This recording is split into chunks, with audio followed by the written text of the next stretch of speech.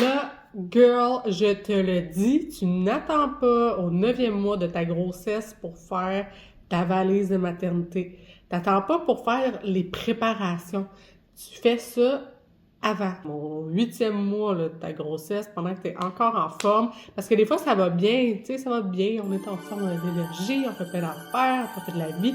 Puis là, bang, t'arrives à la fin, pis t'es genre vidé. D'une semaine à l'autre, là, ça arrive tellement vite. T'es vidé de ton énergie. Tu peux plus rien faire. Tu fais des siestes à longueur de journée. Puis là, c'est plus le temps de te préparer. Ça te tente juste plus, là, tu sais.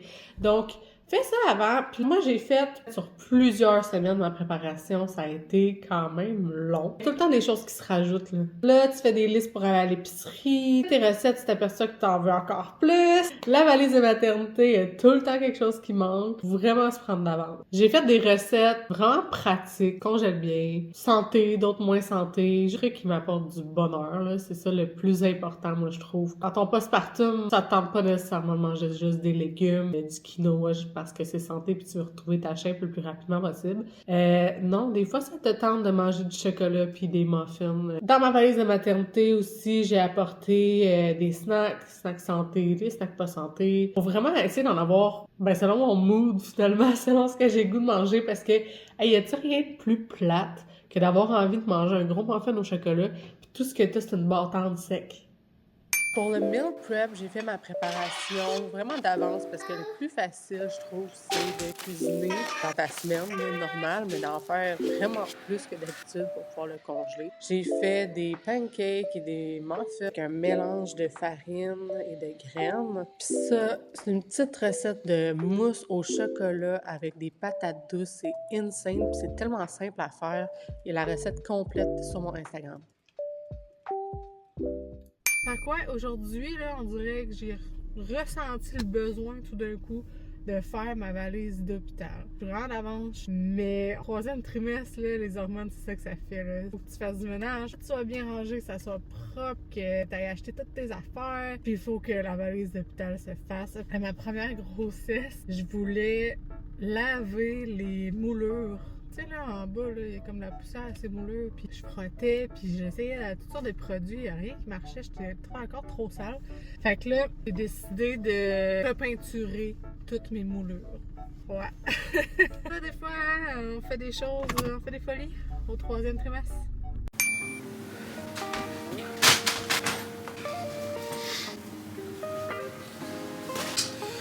OK.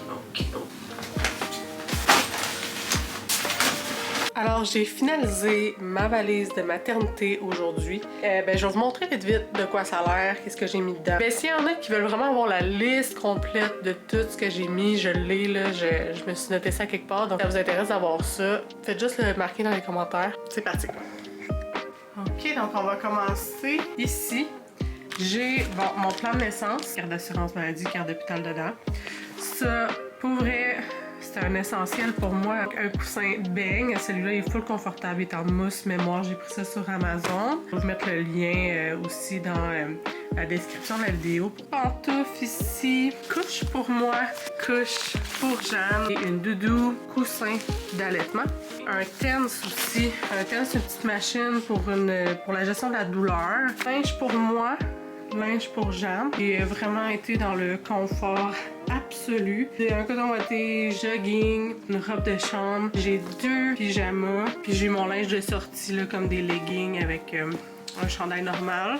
Une brassière d'allaitement plus une camisole d'allaitement. Ici pour Jeanne, j'ai 2 mousselines. J'ai aussi plein de pyjamas.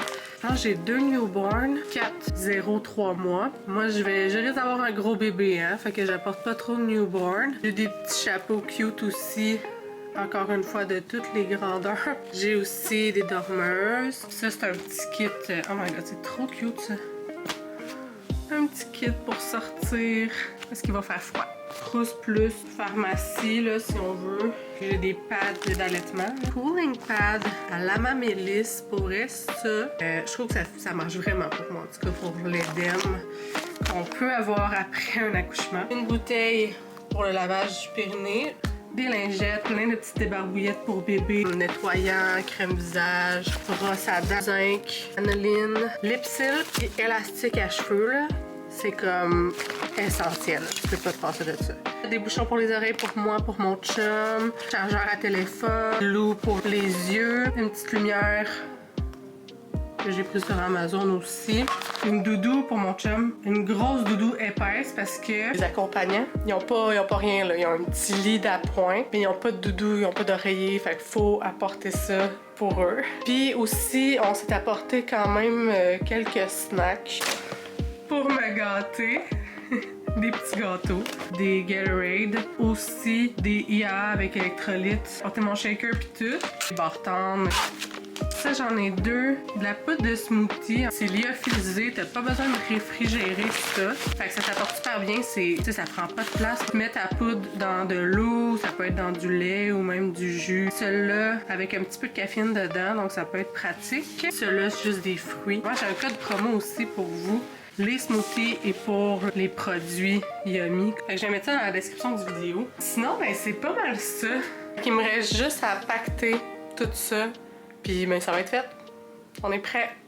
Merci d'avoir écouté ma vidéo. Mettez des conseils dans les commentaires pour les autres mamans. Y a-t-il de quoi qui nous aide plus dans la vie que ça? Quand on est rendu à notre accouchement puis que maintenant que c'est notre premier puis qu'on sait pas trop où gérer notre énergie, ben le plus de conseils que vous pouvez donner, le mieux c'est. Si vous avez des questions aussi, ben ça va me faire plaisir d'y répondre. Ben on se revoit dans une prochaine vidéo. Peut-être que je vais avoir accouché d'ici là.